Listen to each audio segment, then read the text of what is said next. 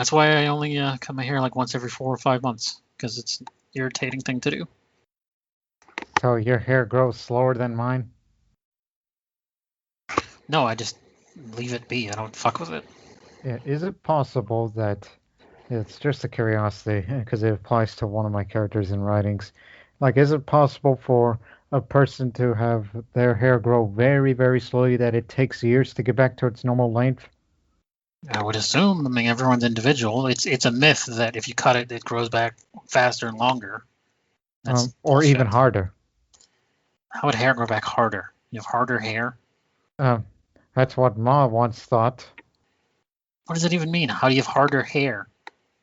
Just don't wash it?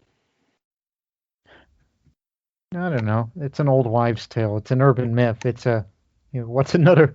Bullshit? Yeah. I've been through this before, but I would like to have 2 showers every day. That's a waste of water and bills. What if they're really fast showers? I don't need to take 40 minutes. It's like okay, in the morning, you're like, all right, I need to wake up, shower. I am awake now. And then at night, it's like, ooh, this is a very sweaty day. I am clean now, sleep. What's wrong with that?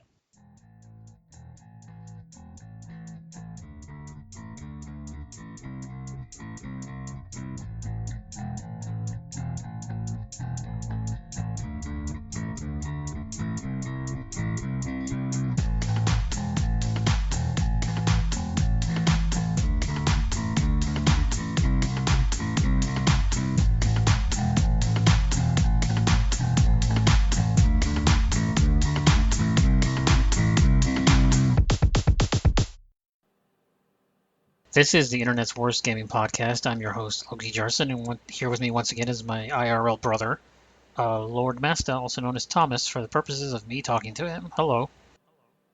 Hello there, Loki Jarson. It's very weird. Obviously, you want to keep a degree of anonymity, your internet life, your personal life separate. I understand that. I don't care, but I understand that. Yeah, the things I do in video does not reflect who I am in real life. That's fair, but you never ever call me Loki, and I never ever call you Thomas, so it's weird. Anyways. Yeah, it's an odd paradox between Speaking of Paradox Interactive, we're not actually going to talk too much about Crusader Kings and Imperator Rome today. Instead, or even Europa Universalis 4, which I did play very little yesterday, but that's just me trying to, get in tune with the time. Speaking of the times, I'm just going to transition every single time I have a possibility, opportunity. If you hear a buzzing in the background, that is my space heater, because even though I live in Texas, it's like 34 degrees. So I'm leaving it on for the entirety of this recording.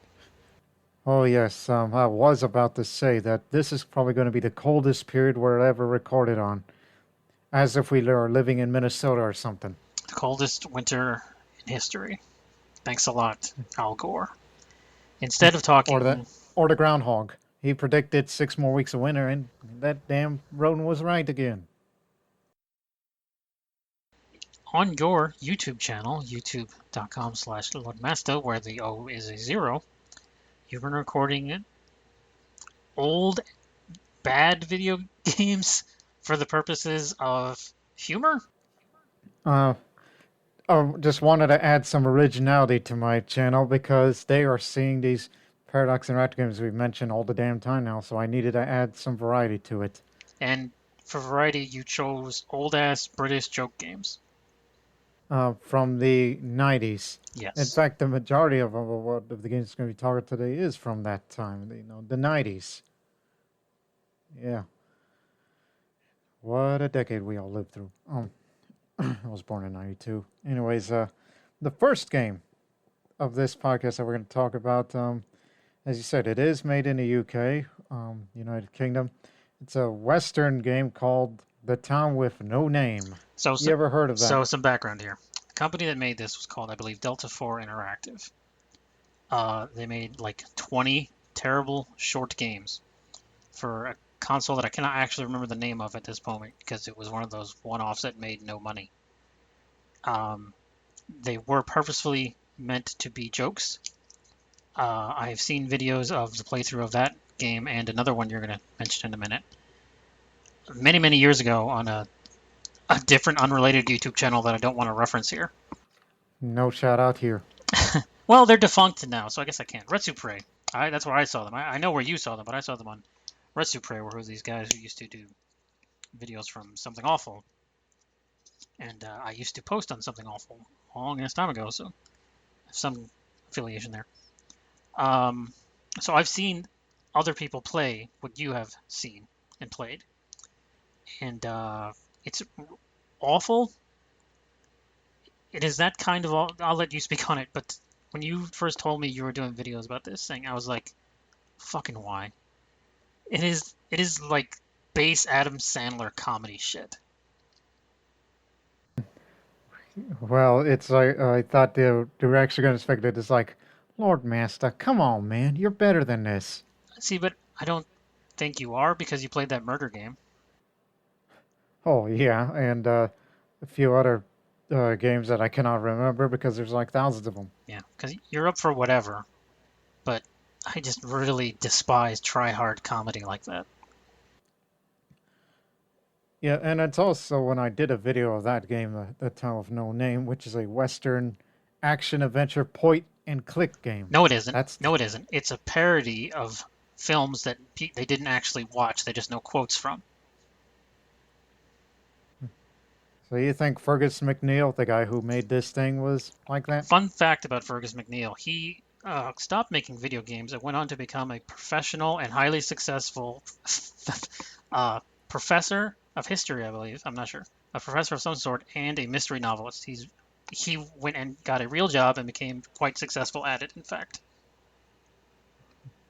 Well, some people's got to move on for bigger and better things. So Yeah. I guess good for him. It's like if you can't cut out with one, well, move on with something else. Yeah, it's an MS Paint piece of crap, and I think these few minutes on it are more than it deserves. But you go ahead.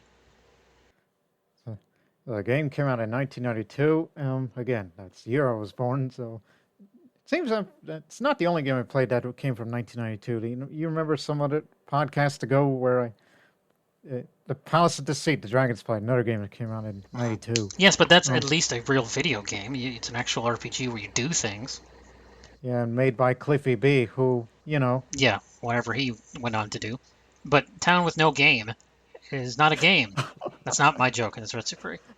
In fact, okay. if you really want, I will just give you all the alternate titles they came up with during that terrible playthrough they sat through. It's not a game. You just click on things and then things happen. That's not what a game means. A game, to me, has always meant, whether a video game or a board game or something, the option to fail, the possibility to fail, right? Let's say you and I are playing checkers. This is a game where one of us is going to win and one of us is going to lose because that's the purpose of a game. If you have a game where you can't lose, is it really a game? And moreover, if you have a game that has no interactivity, is it really a game? These Delta 4 interactive games aren't interactive. So what do you call it then? Trash. Garbage. I mean, again, from my experience, I've seen it from some other guy, and it convinced me, and I thought, we'll do a video on that. But apparently, so many people have done that, so I thought, well, I thought you wanted originality on your channel. Well, there's not a lot of people that are aware of it, at least to my subscribers and the friends that know me personally. Okay. Not, anyways, it's just, well, here's something that'll, get them watching. And when I posted that video, it got over 2,800 views, more than any other video that I've posted in a span of a week. How the hell did that happen? I don't know. Is it really that well known? I don't know. I don't have an answer for you. Yeah. But again, before I actually recorded the playthrough of that game, I actually did a recording of using the cover art of the game. Like as I make a, narration, it's like, okay, here's, what you're going to expect. And now your future presentation. That's the recording I made before we get on with the game. Here's a terrible drawing of John Wayne. Yeah, it's hilarious. Yeah, I made a remark on that by saying that this is the kind of game for every YouTuber or Twitch streamer that should play at least once in their lifetime, and it's like a rite of passage of sorts. That's like saying chickenpox is a rite of passage. Yeah, everyone has to have it so you don't die from it when you're an adult, but that doesn't mean it's a pleasant experience. And it's also one of the very few games, for me recording for my channel where I am not as talkative as compared to, the games that I do on a weekly basis. It's just I'm in awe of what I'm seeing, and not to mention the dialogue in the game.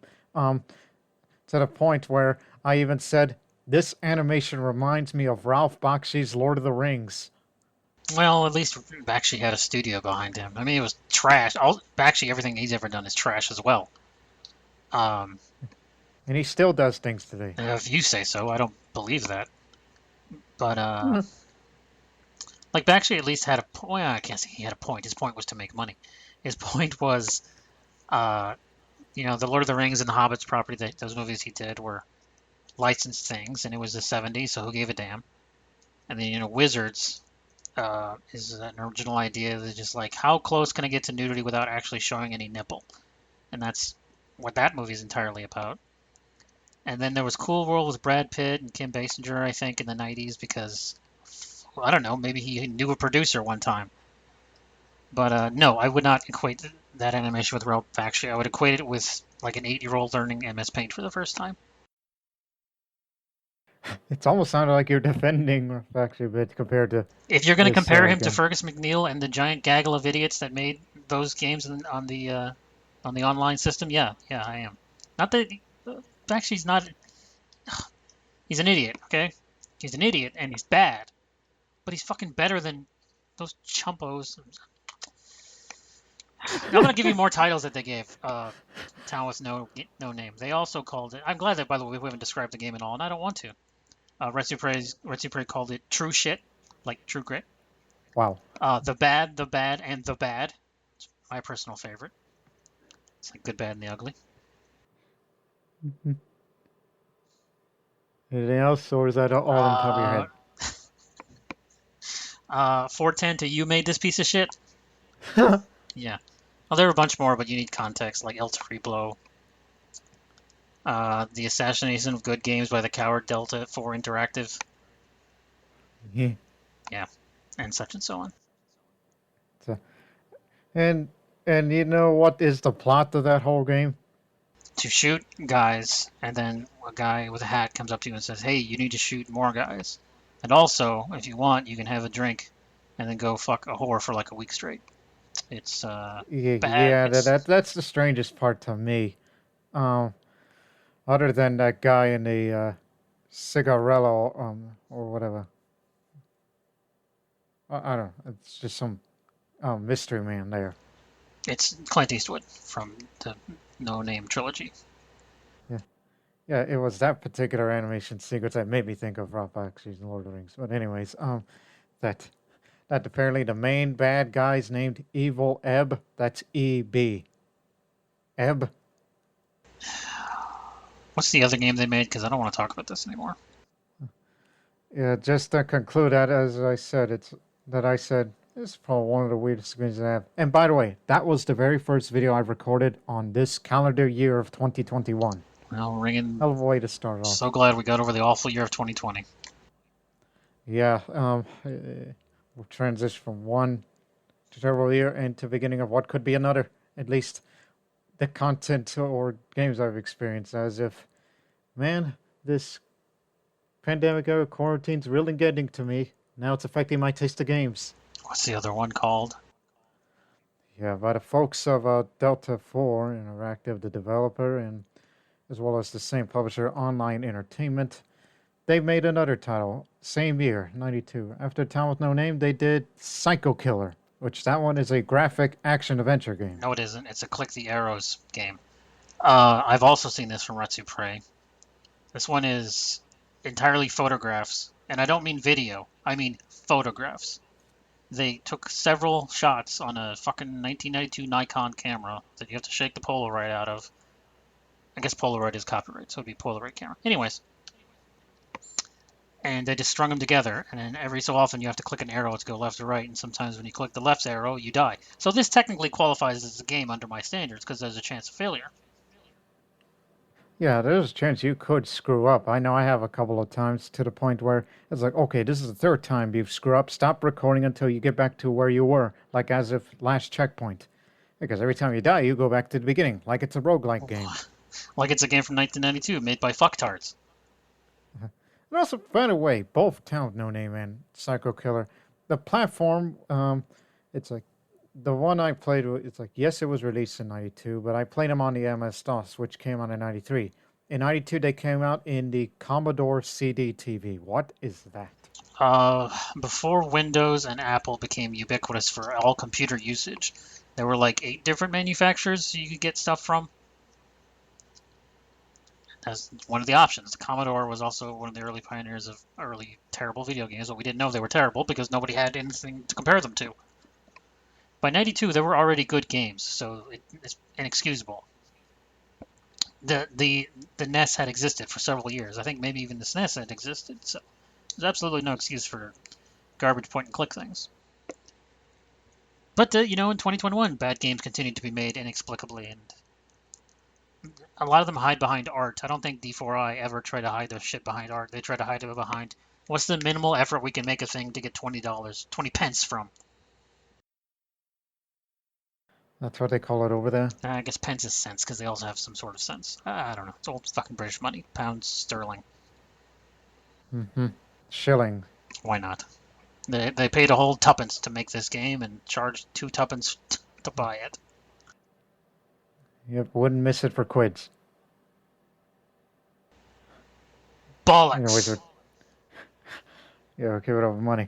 And Psycho Killer, you know what that game's about? I believe I told you. You just click triangles until something happens. A man who looks like a very young Jeremy Clarkson is allegedly holding a knife that looks like a stick, and you're like, I'm gonna hit him with his other stick, and I save the day from this guy who we are told is murdering people, but we never actually see him kill anyone. I've seen a whole video of it. It's garbage. Yeah, but I mean, when I did a recording on that, which again, far shorter than Town with No Name. I mean, it's a very short game. Um, like you could beat it in a span of 10 minutes if you memorize all the paths. It's not a choose your own adventure. No. And also, then it's also, quick time events. And you gotta click before he gets to you. Oh no. Yeah. Not to mention, it has self-narration like it's a film noir of sorts. He's like, then I went left, and oh man, that guy is still chasing me. You think he would have caught up to me now, but then I went right and hit him with a stick. And there was even a part where you kick him in the face where he says, "Eat my Reeboks, freak face." Which, that one gave me a little chuckle. For once. Few things make me... You know this, having known me your entire life.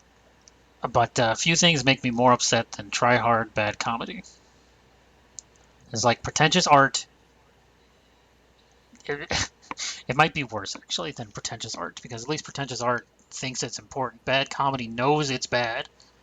All those fucking Wayans Brothers movies, they know they're terrible. They know their shit. Every damn thing Kevin Hart has ever been in, he knows it's bad. But he's like, Nick, man, I'm just trying to get paid. I don't care. And that infuriates me as a lover of comedy. It's like you rather see comedy as an art form being perfected rather than... No, it has to be natural. It can't be forced. Look at organic. Yes, something like... I'm giving random shots here. Like Family Guy's been on the air for 20 fucking years, and it doesn't need to be, because they haven't had an original joke since 2000. And it is such try-hard comedy that used to be super edgy is now just as the dullest edge you've ever seen. It's round. That's how edgy it is. Because it's a try-hard comedy. It's like it appeals to the lowest common denominator of that stuff, and I can't jive with that stuff. I cannot stand something that knows it's bad and doesn't care that it's bad. It's like, look, people are watching, people are playing this shit game, we're making money, who cares? There's no love in it whatsoever. And finally, there was another thing that stood out to me from Psycho Killer. Is that an awful lot of images that were taken in every direction. Lots of forests or woods or trees images. And it reminded me of Abraxas, Guardian of the Universe, which we mentioned that a Yeah, bit in one of the old podcasts. because it's cheap to fill out in a place where no one is, because no one's going to tell you, "Hey, get out of here. This is private property." Yeah. Yeah, and filming it in Canada helps. No, yeah, but the other game, I assume some Staffordshire or Stratford upon Avon or fucking tiny ass place over there, like a Biggleswade, I think actually. They say that graphics for the game were created using digitized still photographs that were taken in the suburbs of London. What suburbs of London has a forest? Yeah, I recall an old Welsh friend of mine I used to play with Xbox way back in 2008 that they say that 2% of the UK is forest. Hence the reason why all the squirrels are running around, bastardizing the sheep.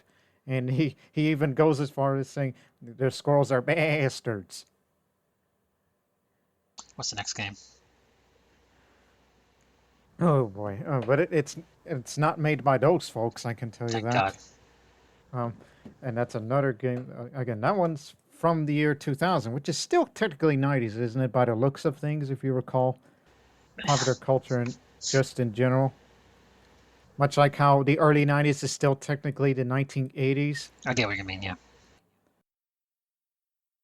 Hey, how about we don't give away my age? You can give away how old you are all you want. Cutting this out. What's the next game? This one is a puzzle video game. What was the last time you played a puzzle game? You know, Like purposely like made. like a week ago. I play them all the What time. I was just it? don't talk about them. Oh, okay. Yeah, this one came out in November of 2000. It's by the developer Dreaming Media. Um, it's called Bad Milk. Okay, this one I have also seen from a different YouTuber that I'm sure you saw it from the same one, and we're not going to mention him. Um, Mm. it is the same one I'm thinking of, right? Uh, sure, let's go with that. Because I used to watch quite a few of his stuff, and it was pretty funny. And he did a lot of obscure things and a lot of things that I had played or had seen. And I was like, you know what, this guy's pretty entertaining. I'm gonna check him out for a while. And I watched a lot of his stuff. And then at some point, the worm turned. And he said, instead of showing videos about old obscure video games and putting comedy on it, I'm just gonna have skits that go on way too fucking long and aren't funny at all. Look at my giant stupid ear gauges. Make me look like I'm a goddamn elephant with flapping ears. Fuck that dude. Hardly anybody that does that anymore. That's just an old thing people were doing back in the You're early right. to mid Nowadays, all anyone does. 2010s. You're right. You're absolutely right. Now, all anyone does is stream fucking Minecraft and Fortnite. What is Bad Milk about?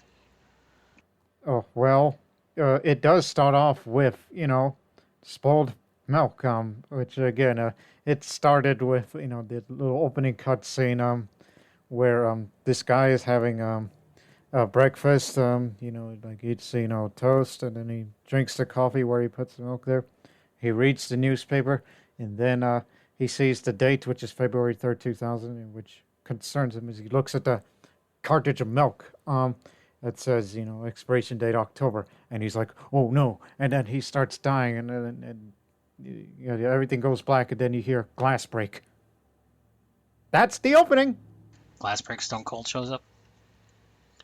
Um, the interesting thing about that is, one, that's really fucking dumb. Because I don't know if you've ever seen milk actually go old. Milk will congeal, which means it becomes sort of liquid, sort of solid. It's how we get yogurt, in fact, and cottage cheese and all that sort of shit, but, not poisonous. Old expired milk will make you sick because of the fermentation and releases gases and all this stupid crap. But it won't kill you, you'll just vomit. There's no way you can Oh, pour 5-month-old milk out and have it not be powder. It goes, psst, it's uh, dust at that point. what about combined with the coffee? What happens next, please? Yeah, I guess we ought to talk about the Scientology of the milk of what may kill you or not. So yeah, you play as that guy who just apparently died of drinking the said bad milk, and again, it's a first-person full motion video game.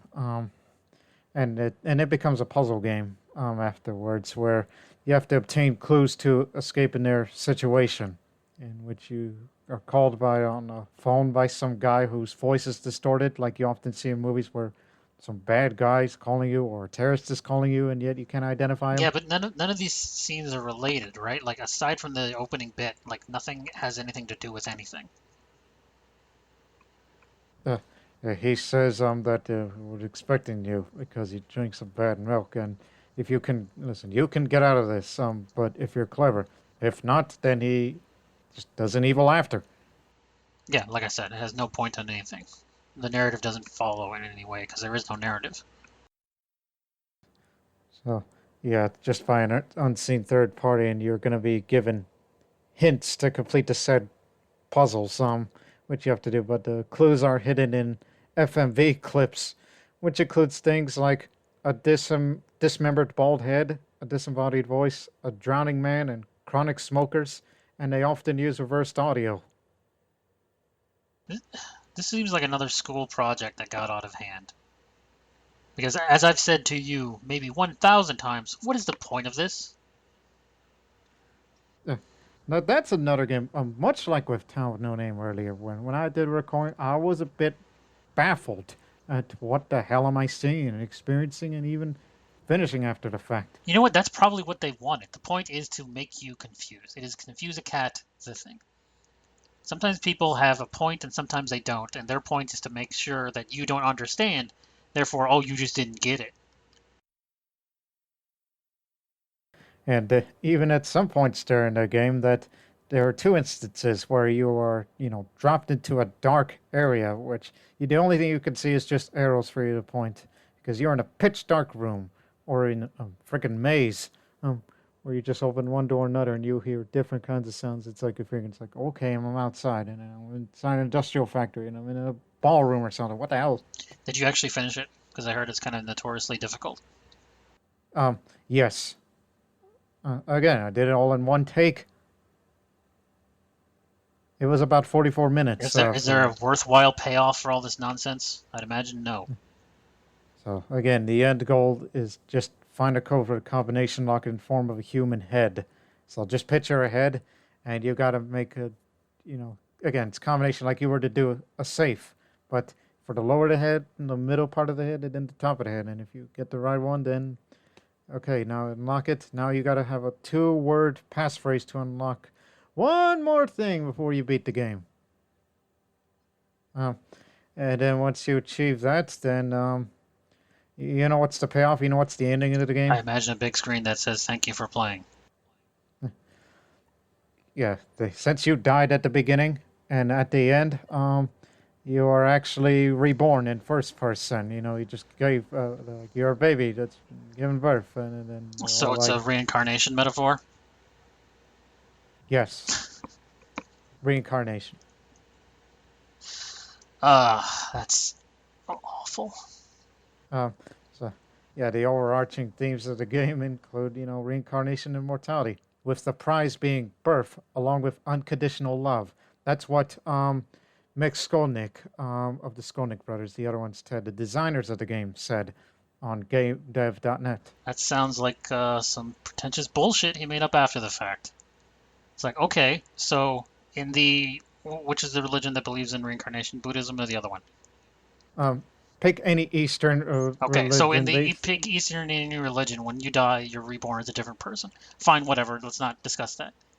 So when you die, you have to Yeah. solve a bunch of bullshit puzzles to come back, and if you don't, you come back as like a cow. So, like, apparently this whole gaming experience was purgatory, whatever.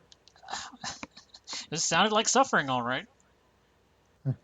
Yeah, just confused the out of you. Yeah, that's the other thing. It's like this is the other side of that comedy coin, right? Because I don't assume Bad Milk is meant to be funny. But it became more bizarre than funny. I know, but the D4I games are supposed to be funny, even though they're not.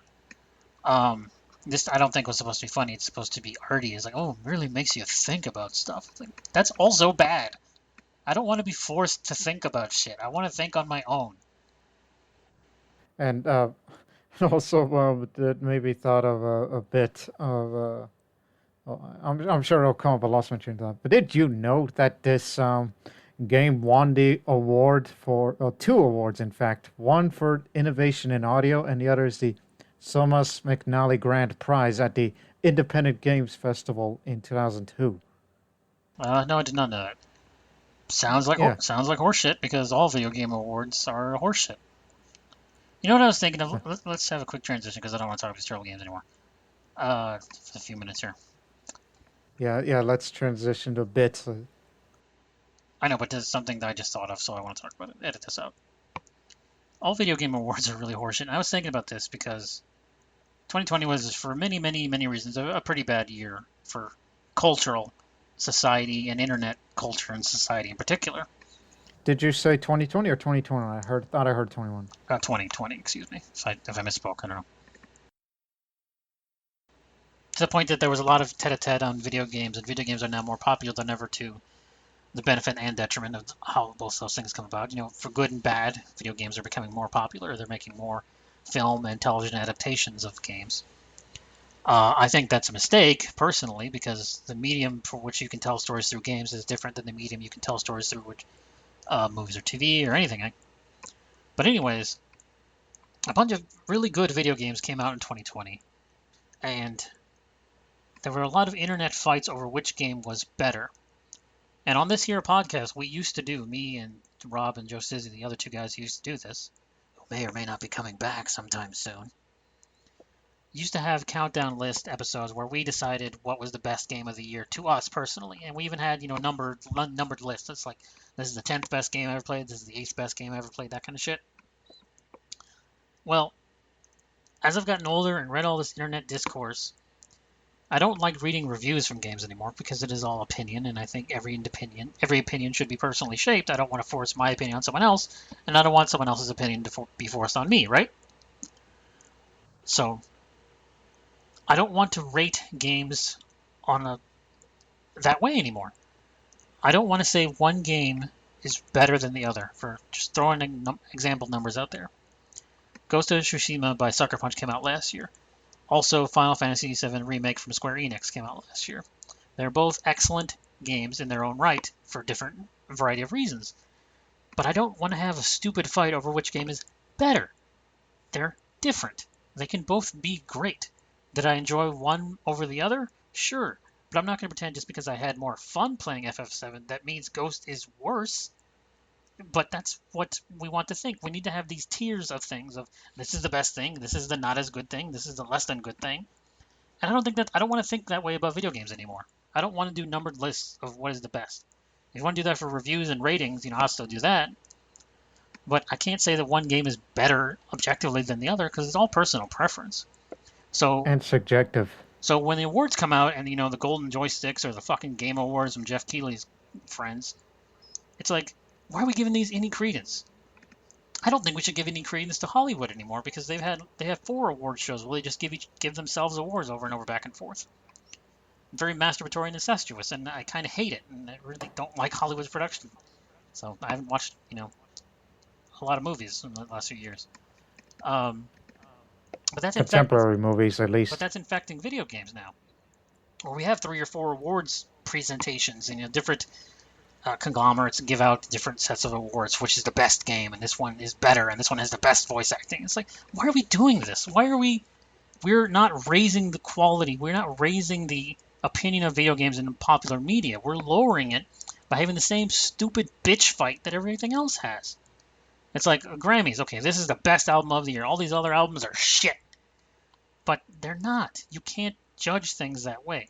If you want video games to be art, if you keep saying it's art, you cannot subjectify art. You cannot categorize one art as being better than another art. You cannot say objectively that the Mona Lisa is better than that painting of a boat Edgar Degas did, because it's 2 entirely different things. Ghost of Tsushima, Final Fantasy VII, other stuff, they're different things. You can't judge one as better than the other. And I don't want to. So, these games you talked here are all bad, objectively, for different various reasons.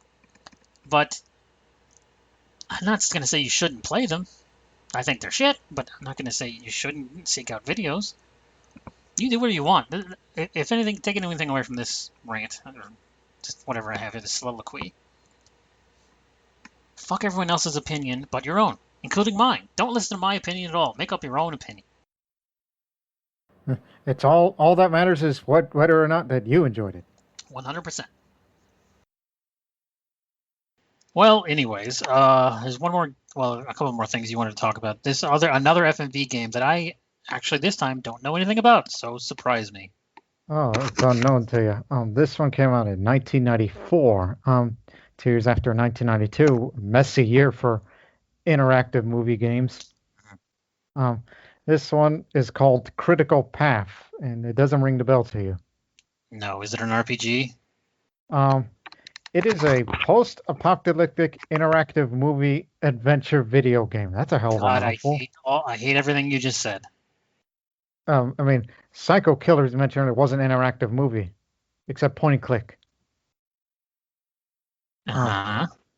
Yeah, and this one came out on PC and Mac. Macintosh, the platform's still around today. Yeah, they just don't call it Macintosh. They just say Mac.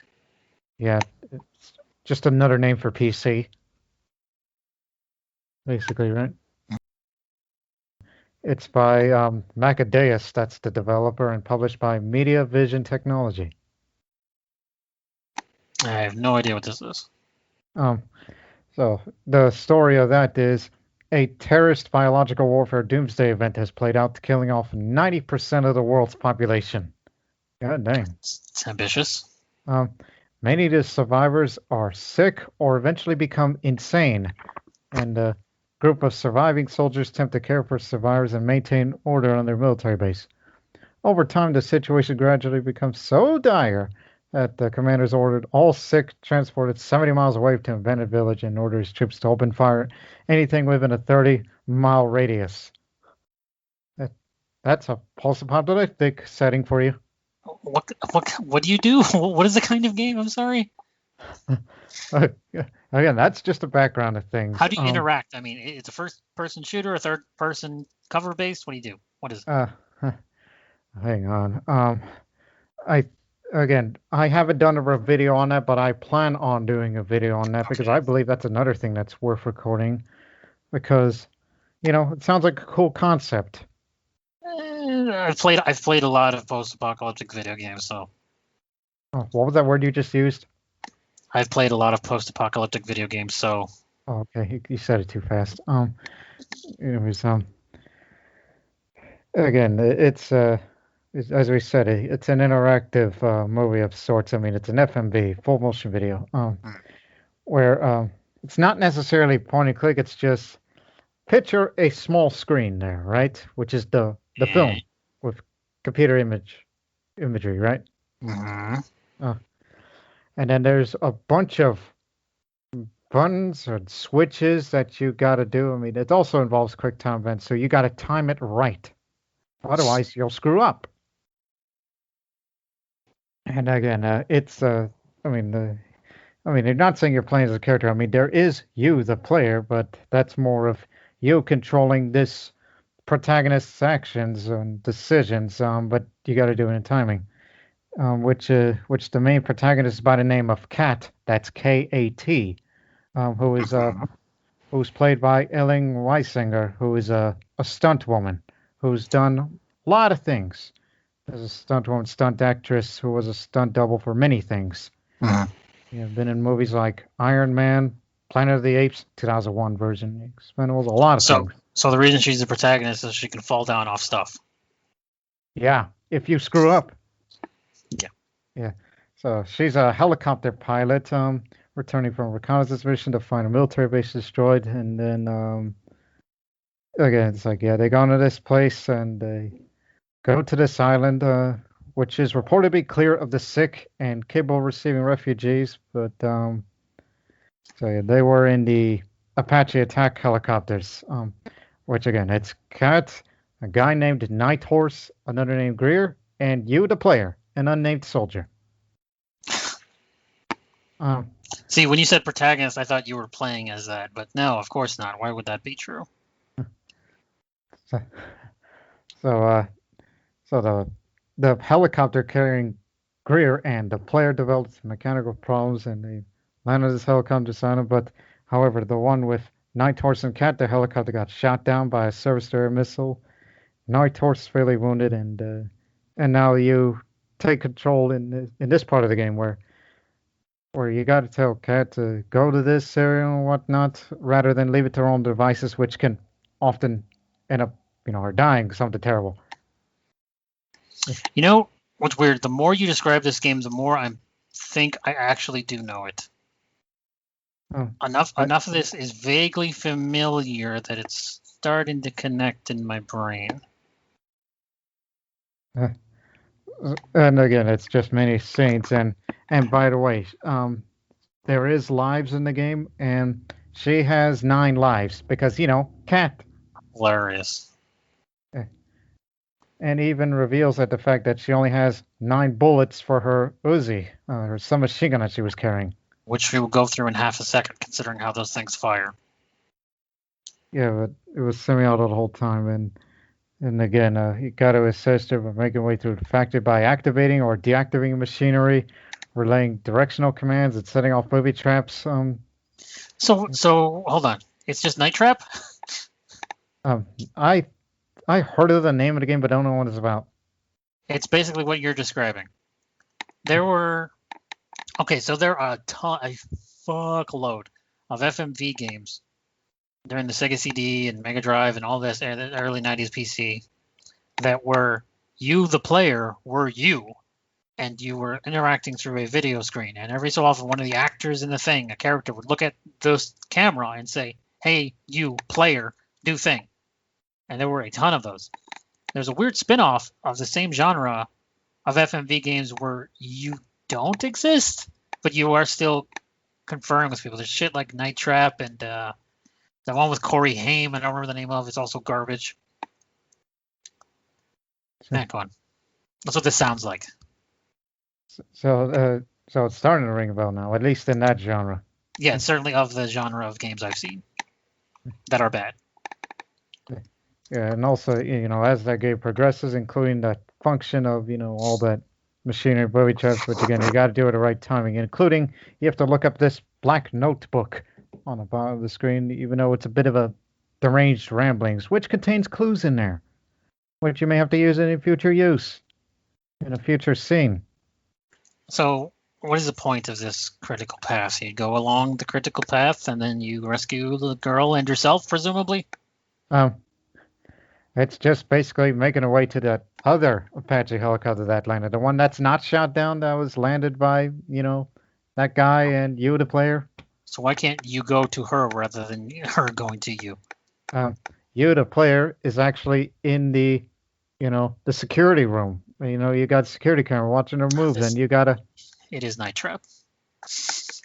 It is 100% Night Trap. Why does it make so many games like this? Okay, at least in the 90s. Let me paint you an alternate universe picture where instead of that dumb shit, you actually play as the lady trying to get to the helicopter. Wouldn't that be a better game? I guess as long as you, watch your damn step. I know, but at least you'd be doing things other than telling people. This is a slight, not transition. What's the other word?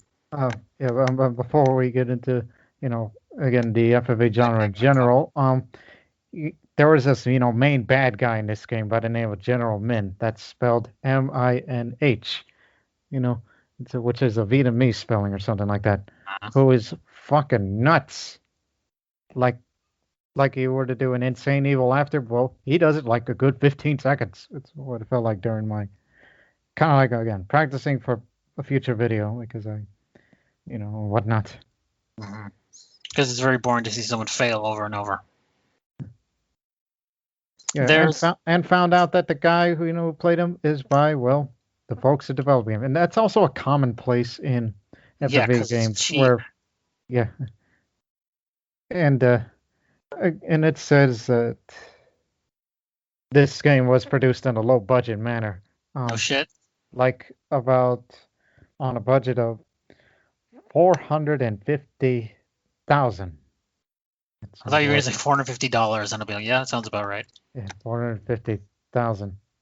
I assume that's to rent one helicopter. 450. Yeah. What was that? I assume that's to rent one helicopter. Or computer generated looking helicopter? It's just the only real parts is, well, the people themselves. And interestingly enough, when I looked up that Critical Path game, like if you were to look at the cover art of it, at first glance, I thought it looked like Hayden Christensen as Anakin Skywalker, or realized, oh no, that's someone else. So you're talking about the FMV genre in general. Well, no, that specific thing you just talked about with the whole leading her around instead of actually being her. In a game I really liked from this past console generation here, Watch Dogs, there are several times in the game where instead of playing the character, the main guy, Aiden Pierce, you play as Aiden Pierce looking through a monitor or looking through a camera at a monitor, and you have to direct a different character. It's like, okay, it's clear, go left. It's like, all right, let me hack a board so you go up, and then you directing your sister around. It's like, all right, wait for it, wait. Okay, now go before he sees you. And you do that like 4 times, I think, in the game. And it's fucking irritating every time because it is not fun to direct someone around instead of being the person.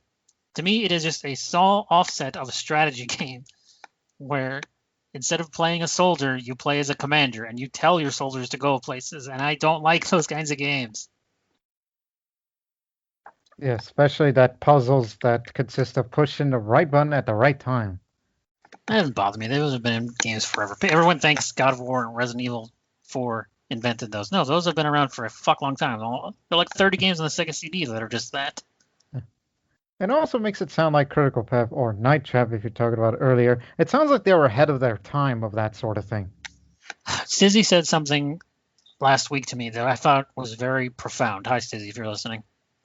He says, I was playing some old games, looking at some old game footage. He was talking about Super Nintendo games at the time. And he says, looking at these old games, I can't believe we ever got where we are now. I don't understand how games got so popular with stuff like this. And I was like, you know what? You're absolutely right. With shit like Night Trap and all this other garbage you've been talking about the show, I'm amazed at how popular video games are today, considering the origins were such shit. And this isn't a comparable because, like movies, Nosferatu, I think is the oldest movie we've ever seen. And while it's not a great movie by new standards, it's not awful, right? We sat through the whole thing. It's a fine, horror film for the time. And if you look at, the most recent horror film, it's like, well, nothing has fucking changed at all, really. But with video games, because they're dependent on technology, we've come so far in technology that we don't need to hire real people to stand in front of a camera to digitize them onto a CD. We can digitally make fake people that are very real looking. Now, a lot of games today do still put real people in FMV sequences, and those games are always shit. They are always independent, they are always critically acclaimed, they are always garbage because they try to tell a point instead of be fun to play. I'm not going to name any specifics, but you know what they are. FMV games are bad. FMV games are bad. The only reason they existed in the 90s was to save a buck because it was hard to digitally model dudes. Look at the PlayStation 1 era of 3D models. By today's standards, they don't hold up at all. We're in a very weird position between the N64 and PlayStation 1 where we can use 3D polygons now, but we don't know fucking how. So for a very long time, we just used real people because it's easy. And then at some point, technology turned and everyone figured out how to use 3D models again. And then we come here to 2021 where they're very lifelike and maybe perhaps a little too lifelike in some situations. But if you're still making an FMV game, it means you have no money. That's the truth. You have no money. You have $500 and a phone camera. You're like, let's make a video game. We don't need no 3D models. Yes, you do. That's what makes it a video game instead of a shitty movie where you click a button every so now. But again, yeah, it will probably remind you, since we once briefly talked about films that I've seen, such as those from India. Like how come the Indian CGI looks different than other countries? Where you, I was gonna say the real answer is proprietaryism, because the software that is used in a lot of Hollywood films for CGI is owned by companies. You have to pay the company to use a license to use that software. I don't know the legal ramifications of an Indian company asking to use, Industrial Light and Magic, for example, their software, but I imagine it's not an easy thing to do or get around, or it's mega expensive. So they use their own CGI software, which is not as good. Yeah, and whereas in westernized, they look sometimes laughable. Well, yeah, because they don't have the Lucasfilm pedigree, but they don't have access to that technology, or they're not paying for it. So the price is too high. So I don't blame them necessarily. It'd be better if they didn't do it at all. But here's a fun fact for you, Thomas. Mm-hmm. Those Indian movies are not made for an American audience. They're made for an Indian audience. So they're fine with it. And not just Indian, but Indians in all languages. If they can dub it all. Yeah, but that's my point. It's not meant to be a Hollywood blockbuster. It's meant to be a Bollywood film. They know what they are. There's no pretentiosity about Bollywood films. Yeah. Not just Bollywood, but also Collywood and Tollywood. Don't forget the regional ones. Well, my point being, they know what they are. They're not up their own ass like most Hollywood films. They're very up their own ass. And now video games are starting to get it too. Video games producers and writers and directors are starting to get we're making lots of money, therefore we're super important. I have to tell you a story instead of making a fun game again. And it's like, man, this needs to turn PDQ. Yeah, FMVs and interactive movies. Do you think that kind of started all of that? I don't know. It was the 90s, man. That's all we got to say. It was the 90s, man. There's no good explanation. Every few days,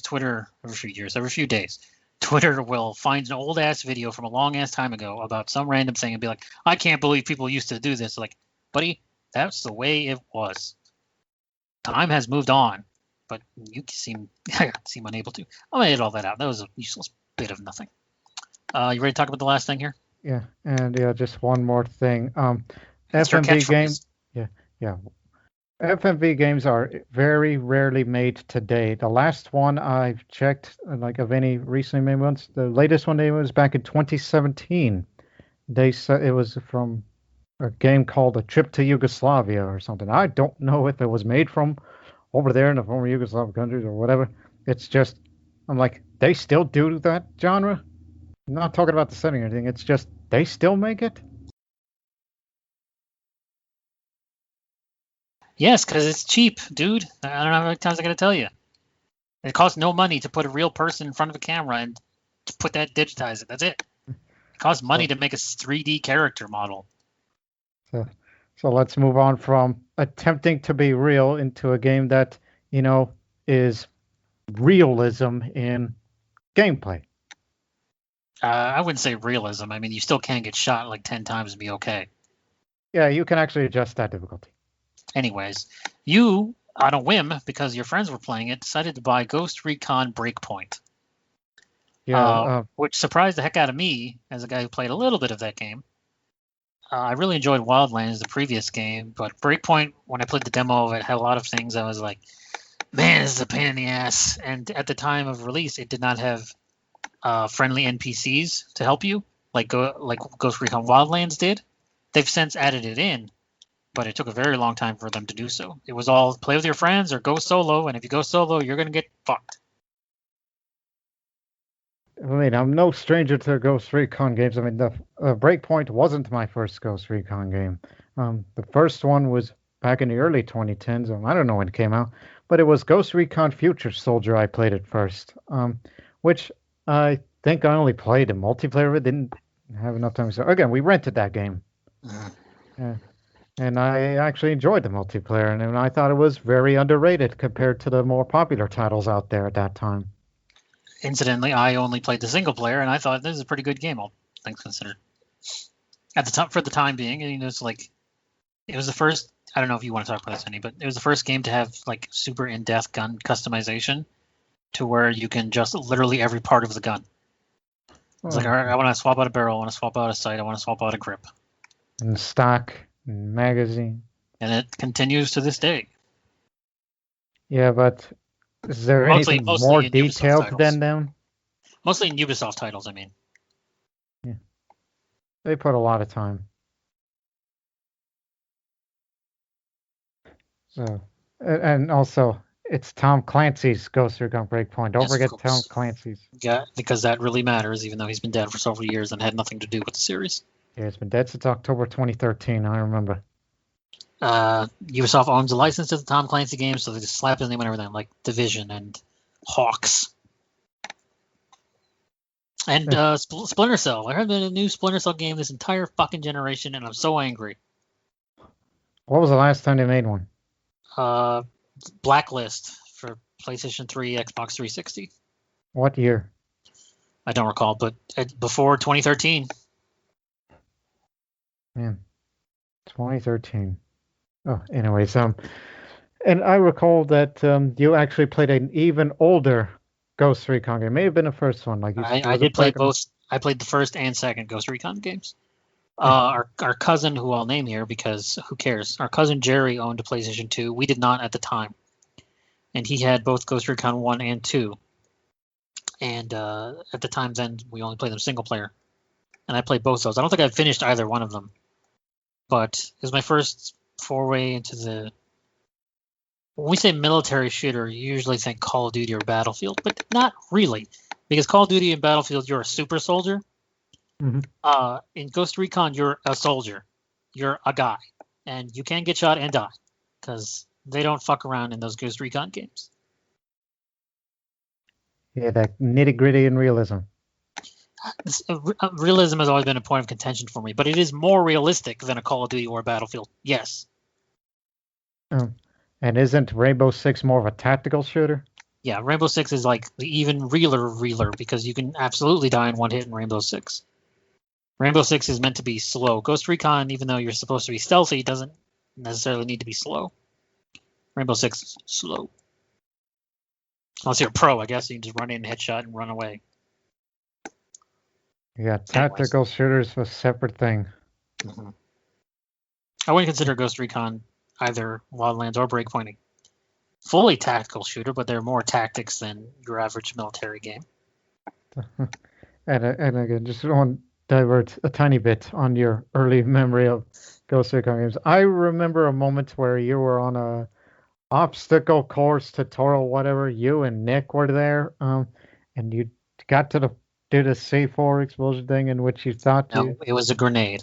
Okay, it was a grenade. Yes, I know what you're gonna say. So there's a part where there's like, here's how you shoot your gun. All right, here's how you swap weapons. Here's how you reload. All right, here's how you throw a grenade. And I didn't hold the button. I tapped it, and he threw a grenade at his feet, and then it exploded. This is a story you've told forever because the punchline is. Oh, did I pass? Yes, I don't remember who said it. I think you claimed that you said it. It was funny at the time. There's no context for this story, dude. It was just a moment.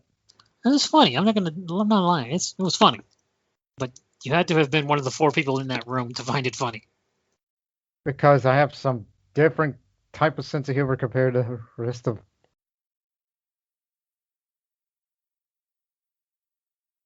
No, off from the Wildlands to the Breakpoint, which. So what has been your experience playing the game?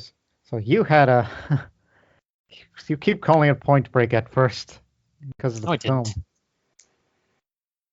Oh, no, not here. Just the times when we mention it off air. Oh yeah, okay, sure.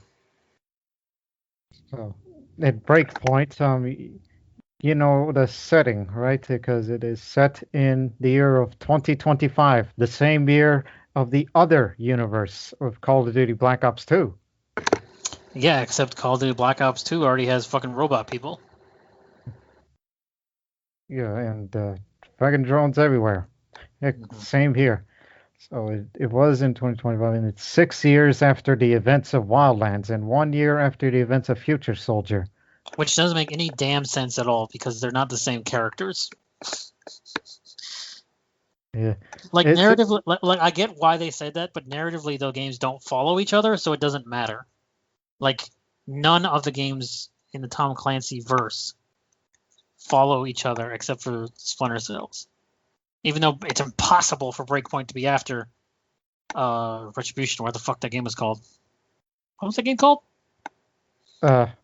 Wildlands. No, the Splinter Cell game where he got real mad. Conviction, Blacklist. Conviction, that's right, yeah, Conviction. Even though Blacklist, it is impossible for Blacklist to be a sequel to Conviction. They say it is. Even though it doesn't make any sense for this to be a sequel to Future Soldier, they say it is. Even though, what the fuck? You don't have any of your stealth technology that was kind of all over in Future Soldier. You don't have any of those giant walking tanks. Bullshit, this is a sequel. Anyways, the narrative is not the friggin' reason for the game. So yeah, it's an open world game that takes place in Aurora. That's A-U-R-O-A. Fake South America. In the island of South Pacific. Oh, excuse me. Look, I did not play that much of it. Yeah, so yeah, it's a big old island owned by a billionaire entrepreneur and philanthropist by the name of Jay Skell, which I only met him once when I was playing with friends doing co-op missions. So is he like secretly evil, you think?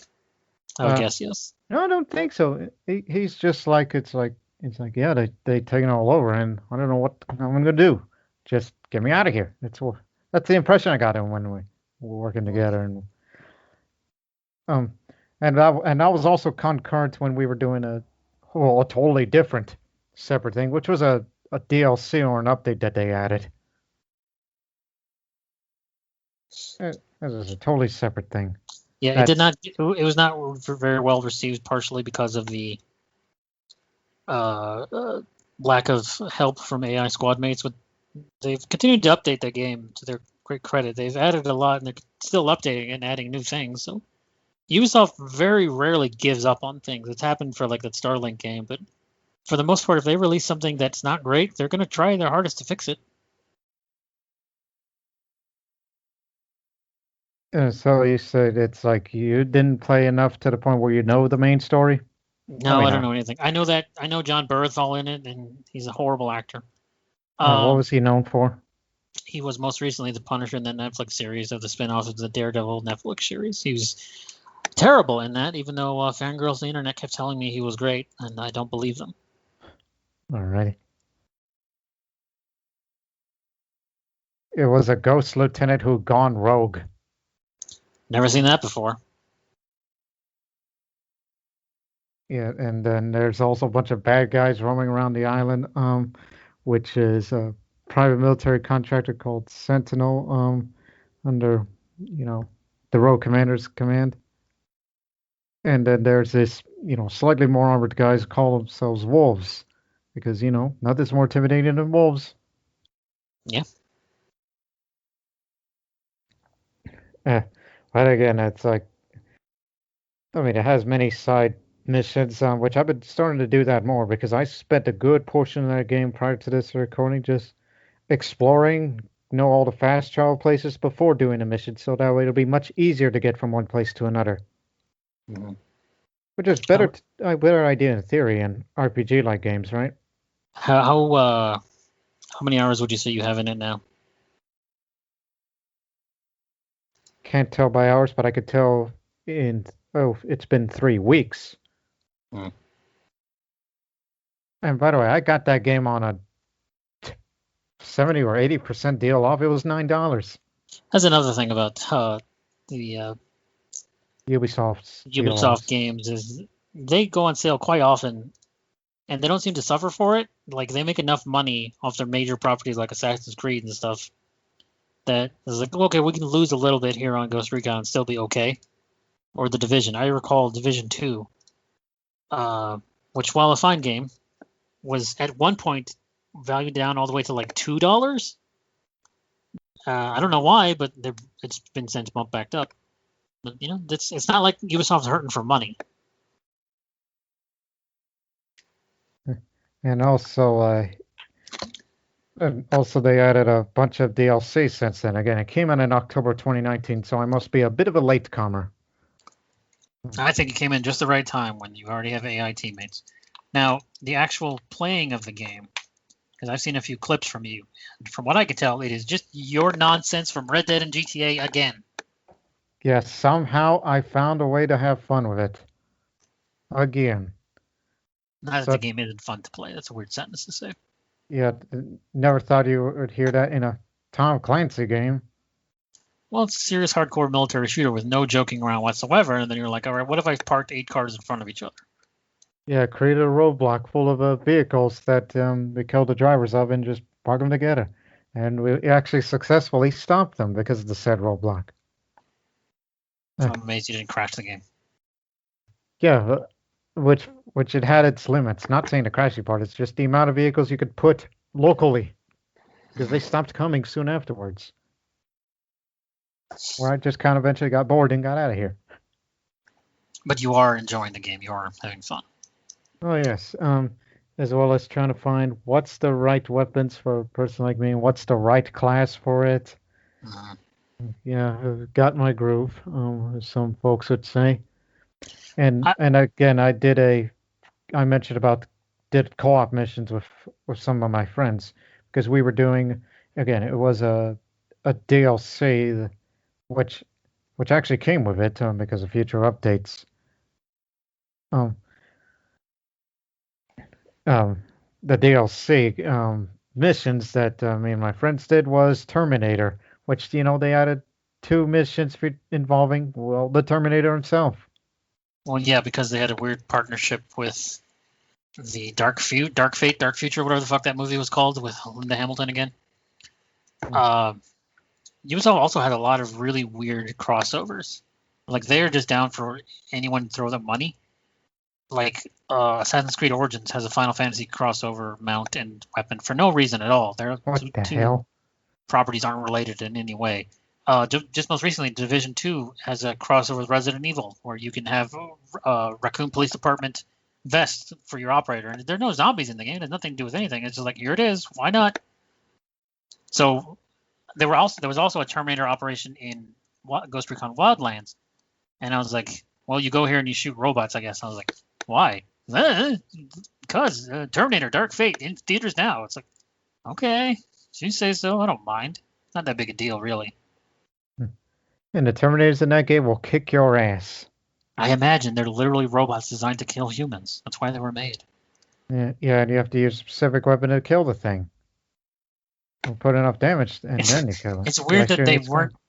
It's weird that it wasn't a crossover with the actual Terminator game, I think called Resistance, that came out like 2 or 3 years ago. It has nothing to Yeah, do with any of the films. yeah. The Terminator DLC. It came out on January and into February of 2020 last year. Hmm. So was that That's before probably Dark Fate? that was after the movie, I think. Oh. I still haven't seen that. I'm like 8 Terminator movies behind. That's not true. I'm like 3. And I also got this other DLC for Breakpoint, which is called Deep State, which is a tie-in with Splinter Cell, with Michael Ironside Yeah, reprising the role of Sam Fisher. he had to take a few years off for health reasons. I think he had some sort of cancer, so he wasn't able to do the voice for the last Splinter Cell game all those times ago, the Blacklist. So he's in a few missions in the Ghost Recon thing, to my knowledge. But it's not like when that dropped, everybody's like, oh man, they're finally making a new Splinter Cell game, and nope, still no. I don't know how many years left Michael Ironside's got on this planet, but I don't know if he'll be around when they finally ever do make the next one. And there's 2 more DLCs. Again, haven't got to them yet. Another one's called Red Patriot, which came out in fall 2020, which features the return of Scott Mitchell from the Future Soldier as the commander of the Ghost and Nomad Superior. It makes no sense, but fine. And this past MOK weekend of 2021 teased a new mission with Rainbow Six Siege, in which Ubisoft's official website and all YouTube channels on January 14th. The Rainbow Six Siege squad was last seen with Ghost Recon in Bolivia in 2019, so that's Wildlands. Yeah, they had another crossover, but it's not like when we keep saying crossover. What we mean is it's a couple of missions that aren't related to anything. It's like you go to this specific place, you do these missions. This NPC from another video game says, "Hey, it's me, an NPC from another video game. You can't play as me, but here I am." That's what we mean when we say crossover.